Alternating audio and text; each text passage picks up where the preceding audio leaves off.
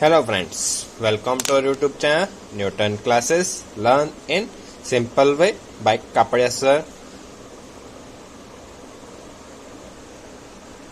और आज हम स्टार्ट करेंगे स्टैंडर्ड 12 का एनसीईआरटी बेस चैप्टर नंबर 2 स्थिर विद्युत विभव तथा धारिता। और उसके अंदर क्या क्या देखेंगे, उसके अंदर हम देखेंगे विद्युत विभव तथा विद्युत स्थिति ऊर्जा और बिंदु आवेश के कारण विभव और एग्जाम्पल 2.1। ओके, हेलो फ्रेंड्स, तो आज हम क्या स्टार्ट करेंगे स्टैंडर्ड 12 का फिजिक्स का चैप्टर नंबर 2 क्या है, स्थिर विद्युत विभव तथा धारिता। ठीक है, तो इसके लिए अगर हम देखें तो चैप्टर का नाम क्या है, स्थिर विद्युत। स्थिर विद्युत का मतलब क्या होता है, जो विद्युत आवेश हो गए वो क्या रहते हैं, यहाँ पे स्थिर रहते हैं, मतलब गति नहीं करते हैं।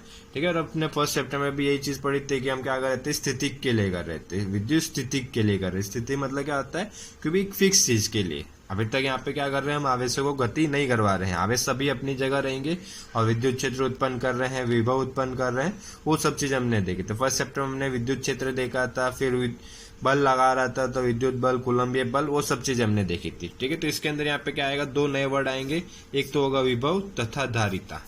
ठीक है, विभव को अगर नॉर्मली भाषा में अगर बोलना चाहे तो विभव का मतलब होता है वोल्टेज, जो हम नॉर्मली सुनाई देते हैं, सुने होते हैं। ठीक है, जैसे कि घर में बोलते हैं कि हमारा ट्रांसफार्मर से कितना वोल्टेज आता है, 220 वोल्टेज आता है, तो उसी को हम क्या बोल सकते हैं, यहाँ पे विभव होता है। ठीक है, और इस चैप्टर में हम ना वोल्टेज बोलेंगे, दूसरा भी एक वर्ड आता है PD, potential difference. Potential difference का मतलब क्या होता है, दो सिरों के बीच में जो अंतर होता है, जैसे कि ट्रांसफार्मर और हमारे घर के बीच में जो दोनों का होता है, दोनों के बीच में जो अंतर होता है वो कितना होता है, 220 वोल्ट का अंतर होता है। ठीक है, और नेक्स्ट है धारिता। धारिता का मतलब क्या होता है, धारण करना या फिर ग्रहण करना। तो कोई भी आवेश कितना वोल्टेज ग्रहण कर सकता है, कितना दे सकता है, वो चीज आएगी इसके अंदर। मतलब इस चैप्टर के अंदर हम ये चीजें स्टडी करेंगे। और चैप्टर स्टार्ट करते हैं, तो चैप्टर स्टार्ट करने के लिए उसके अंदर फर्स्ट टॉपिक हमारा आता है विद्युत स्थिति ऊर्जा। तो विद्युत का ना देख के अगर हम सिर्फ स्थितिज ऊर्जा की बात करें, तो स्थिति ऊर्जा के लिए हमने 11th स्टैंडर्ड में पढ़ा हुआ है कि क्या होता है, स्थिति ऊर्जा किस पे निर्भर होती है, स्थिति पे निर्भर होती है। ठीक है, उसके लिए देखो थोड़ा सा एक बार रिपीट कर दे। जैसे मान लो यहाँ पे कोई ये सतह है, ठीक है, इस सतह पे हमने क्या किया, एक बॉल रखी हुई है।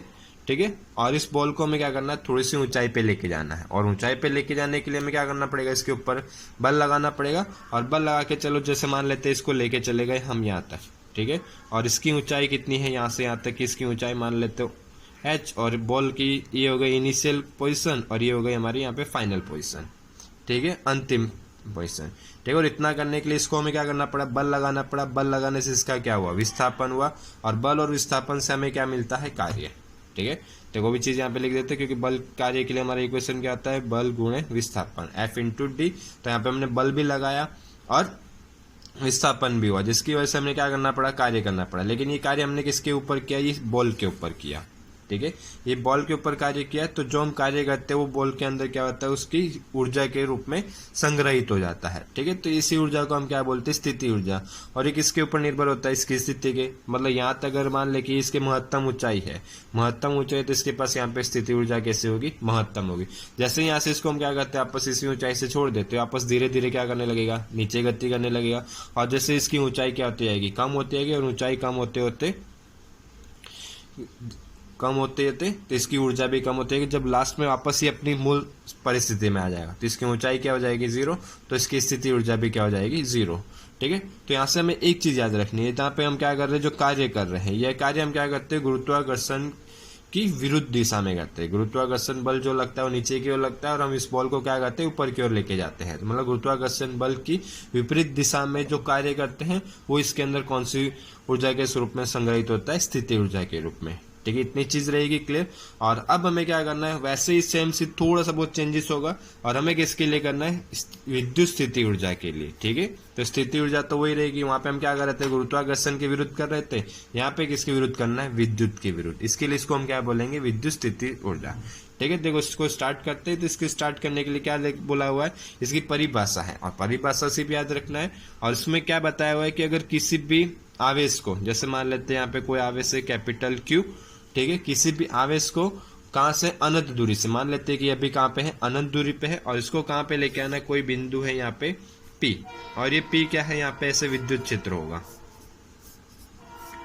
ठीक है, तो क्या बोला है विद्युत स्थिति ऊर्जा के लिए, किसी भी दिए गए आवेश को अनंत दूरी से किसी विद्युत क्षेत्र में बिंदु पर लाने के लिए विद्युत क्षेत्र की विपरीत दिशा में जो किया गया कार्य होता है उसको उस बिंदु पर का आवेश की विद्युत स्थिति ऊर्जा कहते हैं।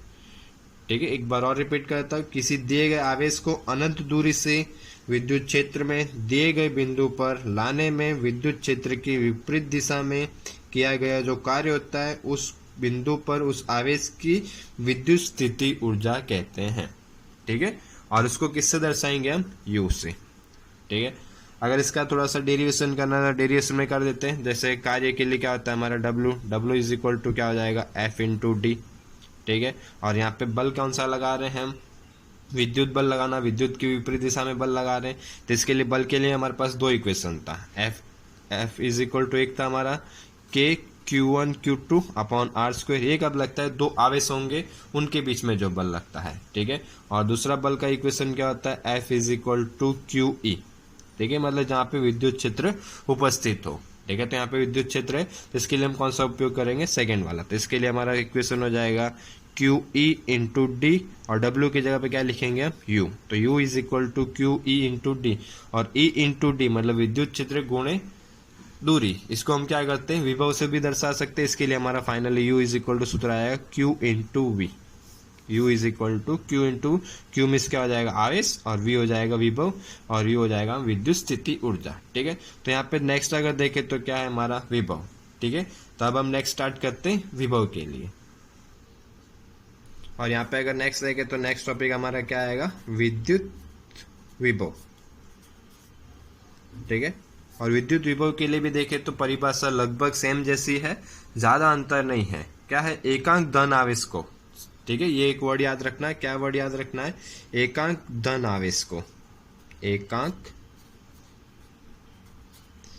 धन आवेश को, बस। बाकी पूरी की पूरी परिभाषा कैसी होगी, जो विद्युत स्थिति ऊर्जा की थी सेम थी। ठीक है, देखो आगे एक बार रिपीट कर देता हूँ परिभाषा। एकांक धन आवेश को अनंत दूरी से विद्युत क्षेत्र में दिए गए बिंदु तक लाने में विद्युत क्षेत्र के विरुद्ध किए गए कार्य को उस बिंदु पर का स्थिर विद्युत विभव कहते हैं। तो सिर्फ अंतर कितना रहा, एकांक धन आवेश को, मतलब उसके अंदर हम क्या कंसीडर करते थे, किसी भी आवेश को लेके आते थे और इसमें सिर्फ किसको लेके आएंगे, एकांक धन आवेश को। एकांक मिस क्या हो जाएगा 1 और धन मिस क्या हो जाएगा प्लस। ठीक है, मतलब Q का मान हमेशा यहाँ पे कितना रहेगा, +1 कूलम।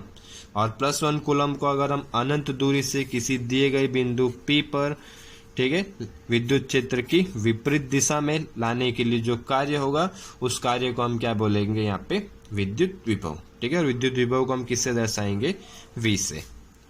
ठीक है, इतना याद रखना है अभी के लिए। ठीक है, इसके बाद अगर नेक्स्ट टॉपिक देखें तो नेक्स्ट टॉपिक हमारा क्या आएगा, बिंदु आवेश के कारण विभव। मतलब कोई बिंदु आवेश होगा, एक आवेश होगा, उसको कितना विभव उत्पन्न करेगा वो चीज हमें यहाँ पे याद करनी है। उसके लिए क्या करना है, सूत्र बनाना है। तो उसके लिए क्या कंसिडर करते हैं, उसके लिए कोई एक आवेश ले लेते हैं, बिंदु आवेश। जैसे यहाँ पे मान लेते हैं ये हो गया हमारा Q, और इसको कहाँ पे रखना है, उगम बिंदु पे। ठीक है, उगम बिंदु या फिर बोल लो मूल बिंदु। और मूल बिंदु कहाँ पे होता है हमारा, X और Y अक्ष का जो होता है। ठीक है, ये होगा X अक्ष, ये Y अक्ष, और ये हमारा हो गया मूल बिंदु। और इसके ऊपर हमें क्या करना है, धन आवेश रखना है। क्योंकि हमें धन आवेश क्यों रखना है, क्योंकि हमें क्या करना है, विभव के लिए। और विभव के लिए हमने क्या बोला था, कैसा होना चाहिए, हमेशा आवेश धनात्मक होना चाहिए। तो उसके लिए कंडीशन क्या होगी, Q ग्रेटर देन 0। हमेशा क्या होना चाहिए, Q ग्रेटर देन 0 विभव के लिए। ठीक है, और दूसरी चीज क्या बोले थे विभव के लिए, अनंत दूरी से क्या लेके आना है, P बिंदु पे लेके आना है। तो जैसे मान लेते हैं इसको कहाँ लेके जाना है, हमें इस P बिंदु पे लेके जाना है।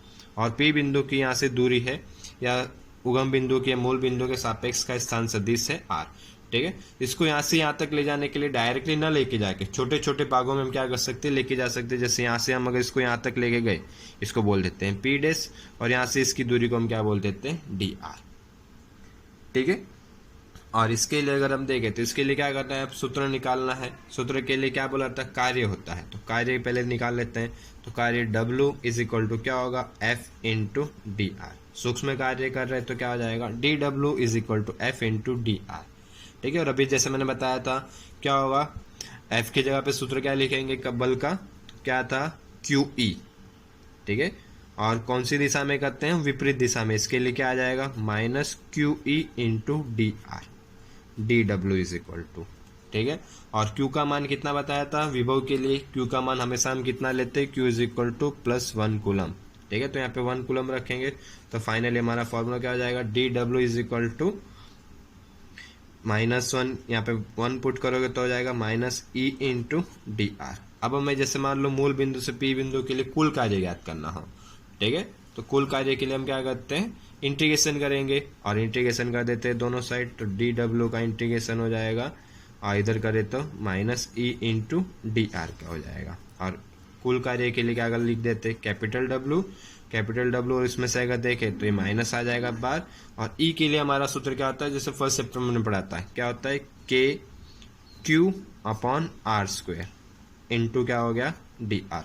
और कहाँ से लेके आना है, अनंत से पी बिंदु पे लेके आना है, ठीक है। इसके लिए लिमिट क्या हो जाएगी, इनफाइनाइट टू पी। अब अगर इसमें से देखें तो के हमारा क्या होता है, नियतांक है, और क्यू का मान भी क्या है, फिक्स है। तो दोनों को क्या करते हैं, हम बाहर निकाल लेते हैं। तो डब्ल्यू is equal to minus k q, और इंटीग्रेशन में क्या बचेगा, infinite to p 1 upon r square into d r, ठीक है। और यहाँ पे क्या करना है, हमें इंटीग्रेशन करना है। और इंटीग्रेशन करने के लिए क्या कंसीडर करते हैं, थोड़ा सा बता देता हूँ इंटीग्रेशन का। जैसे अगर मेरा इंटीग्रेशन हो एक्स डी एक्स, तो उसके लिए क्या करते हैं, हम पावर में +1 करते हैं और जो भी होता है उससे डिवाइड करते हैं। यहाँ पे देखें तो यहाँ पे पावर में क्या ऑलरेडी 1 है, तो 1 + 1 हमारा कितना हो जाएगा, 2, और जो पावर में होगा उससे से हम क्या करेंगे, डिवाइड करेंगे। तो इसके लिए अगर हम फाइनल देखें तो क्या हो जाएगा, x²/2, ठीक है। ये नॉर्मल सा बेसिक रूल है, समाकलन के लिए या इंटीग्रेशन के लिए हमेशा याद रखना है, ठीक है। तो यहाँ पे हमें क्या करना है, देखो किसके सापेक्ष में करना है, यहाँ पे अगर देखो दिया हुआ है dx मतलब x के सापेक्ष में, तो यहाँ dr दिया है मतलब r के सापेक्ष में, तो सिर्फ किस में परिवर्तन होगा, r में परिवर्तन होगा। तो r को क्या करना पड़ेगा, पहले हम ऊपर लेके चले जाते हैं, तो ऊपर लेके जाओगे तो r² है 1 अपॉन आर स्क्वायर, ऊपर जाएगा तो क्या हो जाएगा, माइनस। तो इसके लिए अगर देखें तो w इज इक्वल टू हो जाएगा माइनस के क्यू, इंटीग्रेशन में इनफाइनाइट टू पी, और r ऊपर जाएगा तो r⁻² इंटू डी आर। और अब क्या करेंगे, इसके ऊपर हम रूल्स लगाते हैं, तो क्या आएगा, +1 करेंगे तो -2 +1 होगा। तो इसके लिए w is equal to minus k q infinite to, sorry, ठीक है। तो यहाँ पे अगर फाइनली अगर इंटीग्रेशन करें तो क्या होगा, -2 + 1, और डिवाइड में भी क्या आ जाएगा, -2 + 1, ठीक है। और -2 + 1 कितना होगा, -1। तो इसके लिए W के लिए अगर फाइनली फॉर्मूला देखें तो के क्यू r⁻1 अपॉन -1, तो -1 यहाँ से कैंसिल होगा, और r⁻1 है तो उसको वापस क्या लेके आ सकते हैं, नीचे। तो इसके लिए W के हमारा फाइनली फॉर्मूला क्या हो जाएगा, के क्यू अपॉन r, और कार्य को हम क्या बोलते हैं, विभव, और विभव को किससे दर्शाते हैं, V से। तो इसके लिए हम फाइनली फॉर्मूला क्या हो जाएगा, V इज इक्वल टू के क्यू अपॉन r, ठीक है बस। और इसमें अगर कोई भी डाउट हो तो आप कमेंट कर सकते हैं, ठीक है। ठीक है, और इसके बाद अगर नेक्स्ट देखें तो नेक्स्ट हमारा क्या है, उदाहरण 2.1, ठीक है। 2.1 में यहाँ पे 2 क्वेश्चन है, ए और बी। तो हम क्या करते हैं, फर्स्ट ए क्वेश्चन स्टार्ट करते हैं। ए क्वेश्चन के अंदर क्या बोला हुआ है, आवेश 4 × 10⁻⁷ कूलम के कारण 9 सेंटीमीटर दूरी पर स्थित किसी बिंदु P पर विभव परिकलित कीजिए। परिकलित का मतलब क्या होता है, ज्ञात करना है। क्या ज्ञात करना है, विभव V ज्ञात करना है, ठीक है। तो ये हो गया क्वेश्चन मार्क। और दूसरी चीज हमें देखें तो क्या क्या दिया हुआ है, Q का मान दिया हुआ है, Q हो गया यहाँ पे 4 × 10⁻⁷ कूलम, ठीक है। और दूसरा थर्ड क्या दिया हुआ है, यहाँ पे दिया हुआ है 9 सेंटीमीटर दूरी दी हुई है, ठीक है। तो मिस R का मान भी दिया हुआ है, और 9 सेंटीमीटर है, तो सेंटीमीटर को हम क्या करेंगे, पहले मीटर में कन्वर्ट करेंगे। और मीटर में कन्वर्ट करने के लिए क्या करते हैं, हम 100 से डिवाइड करेंगे, और 100 से डिवाइड करने के बाद इसके लिए हमारा फाइनली आंसर क्या आ जाएगा, 0.09 मीटर। किसकी वैल्यू आ जाएगी, दूरी की, ठीक है। तो हमें निकालना है क्या है, विभव। विभव निकालने के लिए विभव का हमारा सूत्र क्या आता है, V इज इक्वल टू के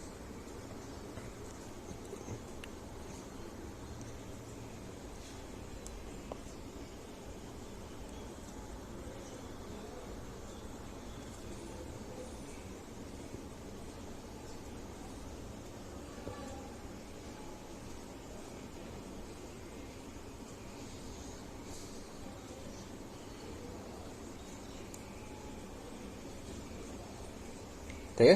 तो यहाँ पे देखो नीचे लिख देते हैं v के लिए। तो v के लिए हमारा सूत्र क्या था, v इज इक्वल टू के क्यू अपॉन आर।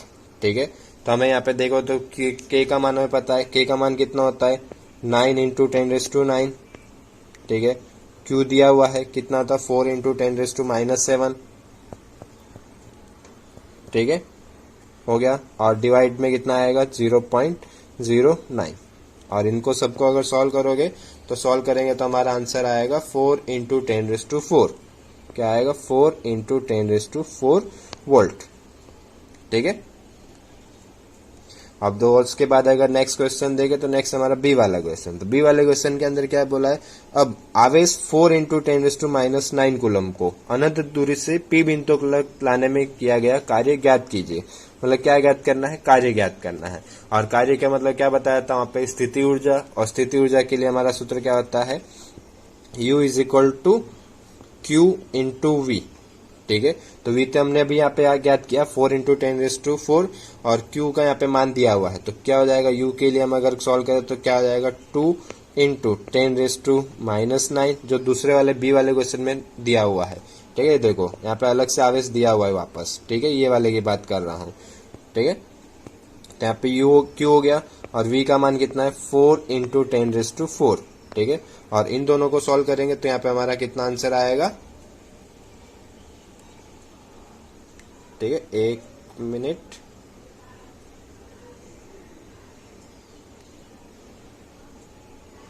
और यहाँ पे अगर इन दोनों को अगर हम सॉल्व करें तो हमें कितना 4 इंटू 2 हो जाएगा 8। u इज इक्वल टू हो गया 8 और 10⁻⁹ 4 तो कितना आ जाएगा 10⁻⁵ और उसके लिए यूनिट क्या था वोल्ट। और इसके लिए कार्य है तो कार्य के लिए क्या लिखेंगे हम जूल। ठीक है, स्थिति ऊर्जा के लिए। और इसी के अंदर अगर हम देखें तो थर्ड एक क्वेश्चन और दिया हुआ है, क्या उत्तर जिस पथ के अनुदिश आवेश को लाया गया उस पर निर्भर करता है। तो नहीं, कार्य पथ पर निर्भर नहीं होगा। कोई भी यादृच्छिक पथ 2 लंबवत स्थापनों में वियोजित किया जाता है, एक आर के अनुदिश तथा आर के लंबवत। बाद के प्रकार तदनुरूप कार्य शून्य होगा। इसका मतलब होता है कि शॉर्ट में अगर हम बोलना चाहे तो ये होता है कि जो पथ पे निर्भर नहीं करता है, जो भी कार्य रहता है सिर्फ क्या करता है प्रारंभिक स्थिति और अंतिम स्थिति पे कार्य करता है। तुम कैसे लेके आ रहे हो, कौन से मार्ग से लेके आ रहे हो, उस पर वो कोई भी निर्भर नहीं करता है। ठीक है।